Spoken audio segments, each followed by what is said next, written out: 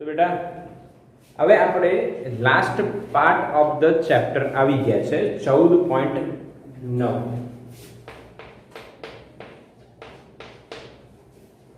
અચ્છા 14.9 માં તમે નામ જોશો. નામ શું છે? ડિજિટલ ઇલેક્ટ્રોનિક્સ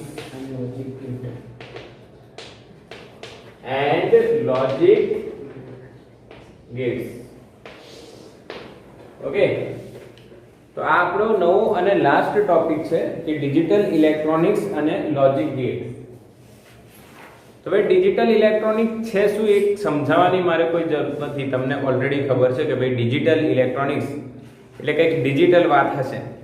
ઓકે, તો આ જે ડિજિટલ ઇલેક્ટ્રોનિક્સ છે એમાં આપણે શું ભણવાનું છે? તો કે એમાં આપણે લોજિક ગેટ ભણવાના છે, લોજિક ભણવાનું છે, કંઈક ડિજિટલ ભણવાનું છે. આ દુનિયામાં બધું અત્યારે ડિજિટલ થઈ રહ્યું છે. તમે ડિજિટલ ઇન્ડિયા, આપણા પીએમ જે છે એમને એક મુહિમ પણ ચાલુ કરી હતી કે ભાઈ ડિજિટલ ઇન્ડિયા થાય. બધી વસ્તુ ડિજિટલી થઈ રહી છે. જેમ કે અત્યારે આપણે બી કનેક્ટ થઈ રહ્યા છે થ્રુ ધ ડિજિટલ વર્લ્ડ છે. આ કમ્યુનિકેશન આપણી વચ્ચે થઈ રહ્યું છે. તો હવે આનો જે બેઝ છે એ આપણે આજે સમજવાના છે. એટલે આજથી સ્ટાર્ટ કરવાના છે. લગભગ 3-4 દિવસ કે 5 દિવસ આમાં જોઈશે આપણને સમજવામાં. લગભગ 3-4 દિવસ કહી શકાય. ઓકે, તો ડિજિટલ ઇલેક્ટ્રોનિક્સ શું છે બેટા? તો આપણે સમજવાનો ટ્રાય કરીએ અને ક્લિયરલી. તો સૌથી પહેલા બેઝિક થી સ્ટાર્ટ કરીએ. તો બેટા સિગ્નલ બે પ્રકારના હોય. એક અલ્ટરનેટિંગ એવું આપણે કહીએ છીએ, પણ અહીંયા એનાલોગ સિગ્નલ આવે અને બીજો સિગ્નલ કયો આવે? ડિજિટલ. હા, સિગ્નલ જે આપણને ખબર છે બે સિગ્નલ જે એક પ્રકારની માહિતી પ્રદાન કરતી વસ્તુ છે. હવે એ માહિતી બે રીતના હોઈ શકે, કાં તો એનાલોગ ફોર્મમાં હોઈ શકે, કાં તો ડિજિટલ ફોર્મ. હવે એનાલોગ નો મતલબ શું છે? કે જે સિગ્નલનું મૂલ્ય સમય સાથે સતત બદલાયા કરે. શું થાય? મૂલ્ય સમય સાથે સતત બદલાયા કરે એને આપણે કયું સિગ્નલ કહીએ છીએ? એનાલોગ. કયું સિગ્નલ કહેવાય? એનાલોગ. અને ડિજિટલ સિગ્નલ એટલે જેનું મૂલ્ય સતત ના બદલાય પરંતુ બે મૂલ્યોની વચ્ચે બદલાયા કરે. જેમ કે આને હું 1 કહું તો આ 0 1 0 આવું સાંભળ્યું હશે ને? 0 1 0 1. કદાચ કમ્પ્યુટરમાં આવું સાંભળ્યું હોય કે 0 1 0 1 છે. તો આમાં સતત ના બદલાય, આમાં સતત બદલાયા કરે. પાક્કું? એનાલોગ એટલે શું? જેમાં મૂલ્ય સતત બદલાયા કરે. ડિજિટલ એટલે શું? જેમાં મૂલ્ય સતત ન બદલાય પરંતુ બે મહત્તમ અને ન્યૂનતમ મૂલ્યો વચ્ચે ફ્લક્ચ્યુએટ થયા કરે એને આપણે ડિજિટલ કહીએ છીએ. એનાલોગમાં આપણી જોડે બે ટાઈપ હોય બેટા. એકને કહેવાય ડિટરમિનિસ્ટિક અને બીજાને કહેવાય રેન્ડમ. ડિટરમિનિસ્ટિક અને રેન્ડમ નો મતલબ શું છે? તો બેટા જો સિગ્નલ આવું હોય અને સોરી અહીંયા હશે ડિટરમિનિસ્ટિક માં આવું હોય. જો સિગ્નલ આવું હોય અને રેન્ડમ માં આવું. આનો મતલબ શું છે ડિટરમિનિસ્ટિક અને રેન્ડમ નો? તો બેટા ડિટરમિનિસ્ટિક માં તમે એના માટે ગાણિતિક સમીકરણ લખી શકો અને રેન્ડમ સિગ્નલ કોને કહેવાય? જેમાં તમે એનું ગાણિતિક સમીકરણ લખી શકતા નથી. તમને ખબર છે આ sin થીટા, આ કોઈ કયો sin cos કશું ખબર પડે નહીં. એટલે આનું આપણે સમીકરણ ન લખી શકીએ, આનું સમીકરણ લખી શકીએ. એટલે આ બે પ્રકાર થાય. ડિજિટલમાં એવું કોઈ પ્રકાર નથી. અત્યારે આપણે ક્લિયર છે? હા કે ના? સિગ્નલ બધાને ક્લિયર થયા? યસ ઓર નો બોલો બેટા. બિલકુલ. ડિજિટલ સિગ્નલ અને એનાલોગ સિગ્નલ, તો આ તમે સમજી શકો છો. હવે અમુક ડિજિટલ ટર્મ્સ આવે જેના વડે તમે આગળ ડિજિટલ દુનિયાને સમજવાનો પ્રયાસ કરી શકશો. ડિજિટલ ટર્મ્સ કઈ કઈ આવે? तो पहली आवे लॉजिक सिस्टम। लॉजिक सिस्टम કે ભાઈ લોજિક સિસ્ટમ, કઈ લોજિક સિસ્ટમ પર આ ડિવાઇસ કામ કરી રહી છે, એટલે લોજિક સિસ્ટમ તમને સમજાવવામાં આવશે। બીજી વસ્તુ આપણે લોજિક ગેટ સમજીશું, જે હેડિંગ માં તમને દેખાય છે એ શું છે, એ કઈ રીતના। ત્રીજી વસ્તુ આપણે બુલિયન સમીકરણ સમજીશું।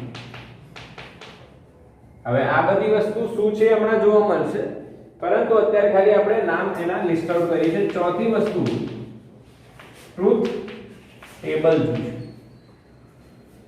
તો ચાર પાયાની વસ્તુઓ છે, logic system, logic gate, Boolean સમીકરણ અને ટ્રુથ ટેબલ। આ ચાર ટર્મ્સ આવડે તમને તો તમે ડિજિટલ લોજિક સમજી શકો। હા કે ના, જેમ કે તમે કોઈ મોબાઈલમાં ગેમ રમતા હોય તો એની અમુક પાયાની વસ્તુઓ હોય।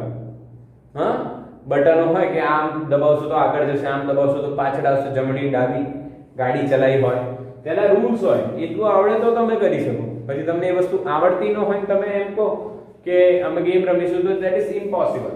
તો ચાર વસ્તુ આવડશે તો ડિજિટલ લોજિક સમજાશે। ઓકે, આનો સ્ક્રીનશોટ લઈ લો ફટાફટ। ડન થઈ ગયું?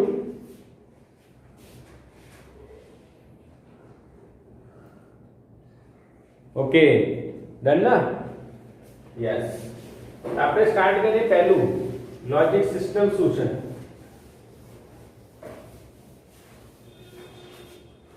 जो एकदम सिंपल बात है,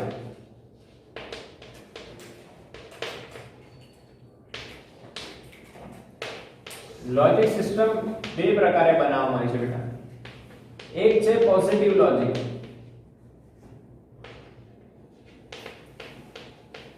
બીજો આવે નેગેટિવ લોજિક।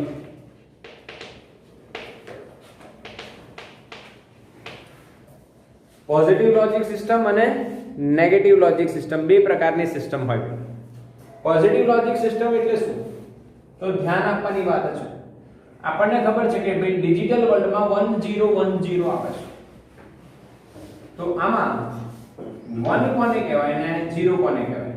તો વધુ ધન એને 1 કહેવાય, વધુ ધન પછી ઓછું ધન હોય, જે મૂલ્ય ઓછું ધન હોય એને 0 કહેવાય। આને હાઈ કહેવાય, આને લો લેવલ કહેવાય। આને કયો લેવલ કહેવાય? High level. અને આને કયો લેવલ કહેવાય? Low level. તો 1 એ વધુ ધન, 0 એ ઓછું ધન। એક એક્ઝામ્પલ થી સમજીએ છે, ફટાફટ આવડી જશે।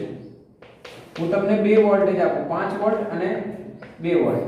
એક ડિજિટલ સિગ્નલ આ બે વોલ્ટની વચ્ચે પોતાનું, આ બે વોલ્ટેજની વચ્ચે પોતાનું મૂલ્ય બદલે છે, તો બતાવો 0 કયો અને 1 કયો? તો જો વધુ ધન કોણ છે? 5, તો આ 1 થાય, અને ઓછું ધન કોણ છે? 2, એટલે આને 0 કહેવાય। એટલે આવું સિગ્નલ બને, આ 0 અને આ 1। ખબર પડે બેટા? Okay, yes.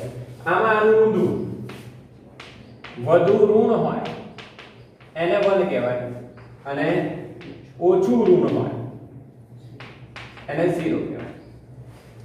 એટલે એનો મતલબ એક્ઝામ્પલ થી સમજીએ કે ભાઈ -2 અને -5 હોય, તો આને આપણે આ રીતના આ 0 કહેવાય ને આ 1 કહેવાય। સમજ્યા પડે? કેમ? વધુ ઋણ કોણ કહેવાય? -5 એટલે એને 1 કહેવું, અને ઓછું ઋણ કોણ કહેવાય? -2 તો એને 0 કહેવું। કયું બરાબર છે? તમને કયું યોગ્ય લાગે? તો કે સર પોઝિટિવ વાળું। આ તો ઊંધું થઈ જશે। એટલે આપણે આપણી ચર્ચા દરમિયાન કયા લોજિક પર વર્ક કરીશું? Positive logic system. એકદમ સિમ્પલ છે ને? વધારે ધન હોય એને 1 કહેવાનું, ઓછું ધન હોય એને 0। સિમ્પલ। બીજી ટર્મ છે ભાઈ લોજિક ગેટ। તો લોજિક ગેટ શું છે? તો ભાઈ એક પરિપથ છે, એક ડિવાઇસ છે, અને આ લોજિક ગેટ છે બેટા। એલજી નથી, લોજિક ગેટ છે। તો એમાં એક કરતા વધારે ઇનપુટ આવે,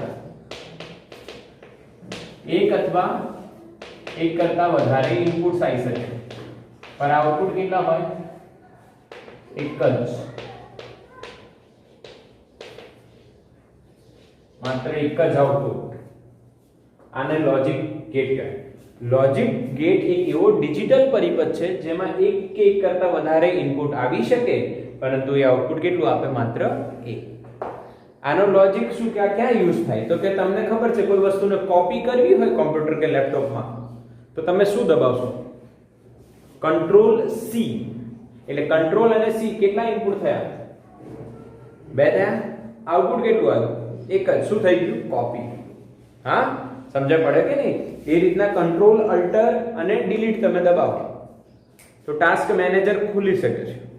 તો ત્રણ વસ્તુ દબાવો છો એક સાથે ટાસ્ક મેનેજર ખુલે છે. આ રીતના આવા જે લોજિક ગેટ હોય એમાં તમે એક કરતા વધારે ઇનપુટ આપો અને તમને કેટલા આઉટપુટ મળે? એક જ. ક્લિયર? સિમ્પલ? યસ. બીજી વાત છે બેટા બુલિયન સમીકરણ. બુલિયન સમીકરણ એટલે શું? બુલિયન સમીકરણ એટલે શું? તો કે બેટા એક પ્રકારનું સમીકરણ હશે. સિમ્પલ સમીકરણ છે, પણ બુલિયન એટલે ભાઈ એક બુલ નામનો વૈજ્ઞાનિક છે, એમણે આ ડિજિટલ લોજિકની પદ્ધતિઓ સિસ્ટમ વિકસાવી છે.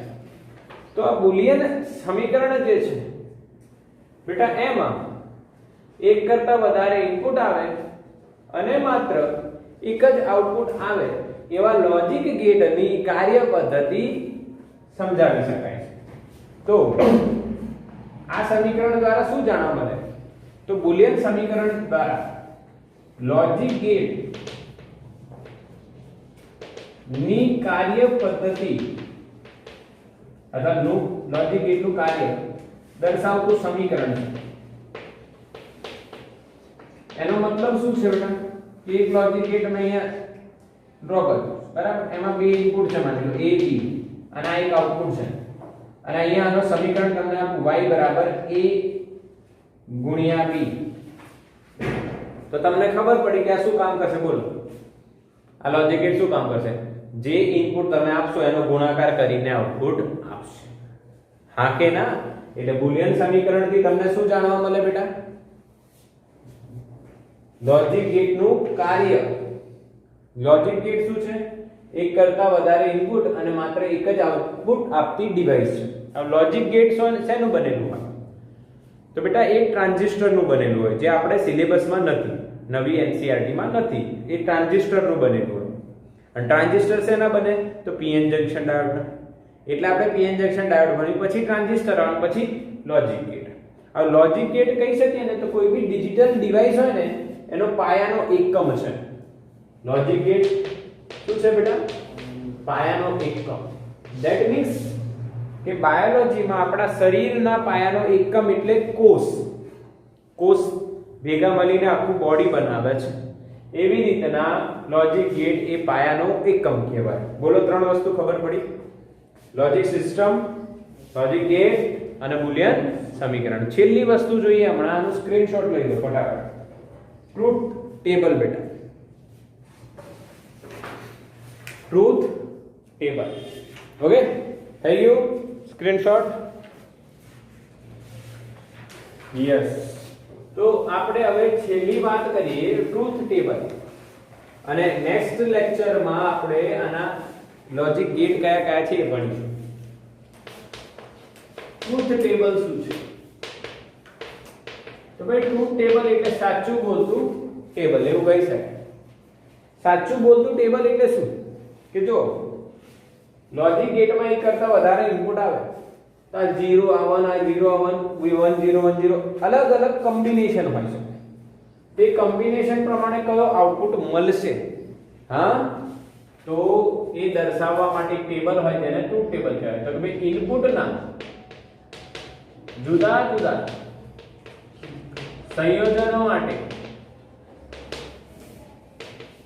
મળતા આઉટપુટ દર્શાવતું ટેબલ છે. ઇનપુટના જુદા જુદા સંયોજનો માટે મળતા આઉટપુટ દર્શાવતું ટેબલ. એટલે કે તમે કંટ્રોલ C દબાવશો તો શું થશે, કંટ્રોલ P દબાવશો તો શું થશે, કંટ્રોલ x દબાવશો તો શું થશે, એવા જુદા જુદા ઇનપુટ આવે અને એના માટે શું થશે એ દર્શાવે એટલે એને આપણે ટ્રુથ ટેબલ કહીએ. આમાં એક એક્ઝામ્પલ આપો તો સમજાશે. બીજું, સંયોજનો કેટલા થાય એનું એક સૂત્ર આપું છું, ધ્યાન આપજો. ઇનપુટ સંયોજનોની સંખ્યા 2 ની n ઘાત, જ્યાં n શું છે, ઇનપુટની સંખ્યા, 2 ની n ઘાત. હવે 2 કેમ આવ્યું? કેમ કે આ કઈ પદ્ધતિ છે ભાઈ? બાઇનરી. બાઇનરીમાં કેટલા હોય? 2 જ અંક હોય, 0 અને 1. આપણે ભણીએ છીએ 0 થી 9, એને દશાંશ પદ્ધતિ કહેવાય, ડેસિમલ નંબર સિસ્ટમ. આને બાઇનરી નંબર સિસ્ટમ કહેવાય. એનો આધાર કેટલો હોય છે ભાઈ? 2. અને જેટલા ઇનપુટ હશે એ અહીંયા લખશો એટલે કેટલા સંયોજન બનશે ને તમને મળી જશે. એટલે એક્ઝામ્પલ થી સમજીએ કે ભાઈ એક લોજિક ગેટ છે, LG લખો એટલે લોજિક ગેટ, એમાં એક ઇનપુટ છે અને અહીંયા આઉટપુટ આવશે. તો ઇનપુટના કેટલા સંયોજન થશે બતાવો? તો કે 0 અને 1. કેમ કે સંયોજનો કેટલા થશે? 2 ની n ઘાત. n કેટલા છે? ઇનપુટ કેટલા છે? 1. તો કેટલા સંયોજન થશે? 2. એક 0 અને એક 1. પાકો? બીજો એક્ઝામ્પલ, તમે કોઈ લોજિક ગેટ એવો જો જેમાં 2 ઇનપુટ છે બેટા, a b, અને અહીંયા આઉટપુટ મળશે. તો તમારે a અને b બે ઇનપુટ જોઈશે અને જે આઉટપુટ આવશે પછીની વાત છે. પણ અહીંયા તમે શું કરશો? સંયોજનો માટે 2 ની n ઘાત એટલે 2 ની કેટલી ઘાત? 2. એટલે કોમ્બિનેશન કેટલા મળશે? 4. કેટલા કોમ્બિનેશન મળશે? 4. હવે આ 4 દર્શાવવાની રીત સમજો, જો 4 કોમ્બિનેશન મળે તો એના અડધા કેટલા થાય? 2. તો 2 0 અને 2 1. સમજ્યા કે નહીં સમજ્યા? 2 ના અડધા કેટલા થાય? 1. તો અહીંયા 0 1 0 1. બોલો, ખબર પડી? થઈ ગયા ને કોમ્બિનેશન? જો 0 0 0 1 1 0 1 1. હા કે ના? એ જ રીતના n ની વેલ્યુ જો 3 હોત તો કેટલું થાય બેટા? 2 ની 3 ઘાત. કેટલો જવાબ આવે? 8 જોડકા બને. તો આના માટે ઇનપુટ જો a અને b હોય તો એમના જોડકા કેવી રીતના બનશે એ જોઈએ. ચલો જો 2 નો ઘન કેટલા થયા? 8 થયા. 8 છે તો 8 ના અડધા કેટલા થાય? 4. એટલે પહેલામાં 4 0 લખવાના અને પછી 4 એકડા લખી દેવાના. હવે 4 0 4 1 લખી દીધા. હવે શું થાય? એના અડધા કેટલા થાય? 2 0 0 1 1 0 0 1 1. ત્રીજો ઇનપુટ આવશે બેટા, કેમ કે 3 ઇનપુટ છે ને, 3 ઇનપુટ છે. હવે જો અહીંયા 4, અહીંયા 2, હવે કેટલું? 1. 0 1 0 1 0 1 0 1. ક્યાં સુધી લખવાનું? જ્યાં સુધી આ લાઈન પૂરી ન થાય. 2 નું ઘન કેટલા છે? 8. એટલે 8 જ છે. જો 4 અને 4 8. 8 સંયોજનો બન્યા. પણ કયા લોજિક થી બનાવ્યા ખબર પડી બધાને? યાદ રહેશે ને? શું કરવાનું? જેટલા ઇનપુટ હોય એને 2 ના ઘન, 2 નો વર્ગ જેટલા બી 2n કરીને ગણી લેવાનું. માની લો 2 છે તો 2 નો વર્ગ કેટલો થાય? 4. 4 ના અડધા કેટલા? 2. એટલે 2 0 2 1. એના પછીના ઇનપુટમાં શું થશે? 2 ના અડધા 1 0 1 1, પછી 1 0 1 1. ક્યાં સુધી લખવાનું? જ્યાં સુધી પૂરું ન થાય. હાલાકી આ 0 0 0 1 1 0 1 1 આમના પણ પોતાના એક નંબર છે ડેસિમલમાં, પણ એ આપણે ભણવાની જરૂર નથી. આટલું તમે 4 જે આપણે જોયા ડિજિટલ ટર્મ્સ જે આપણે જોઈ એ બહુ જ કામની છે. નેક્સ્ટ લેક્ચરમાં આપણે લોજિક ગેટ્સ ભણવાના છે. તો આનું સ્ક્રીનશોટ લઈ લો.